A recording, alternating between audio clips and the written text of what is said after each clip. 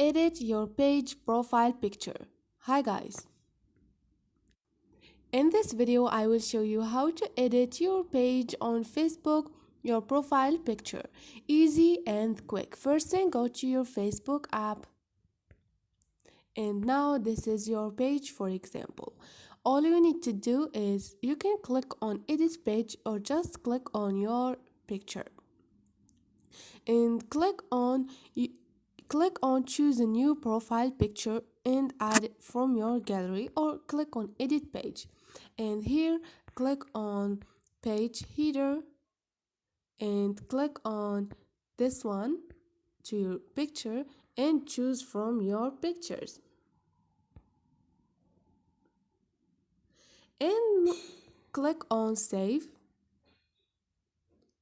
And this is it, for example.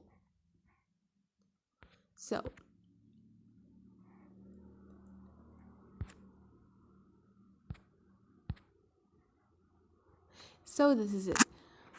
I hope this video was helpful to you guys. If you like the video, don't forget to subscribe and like.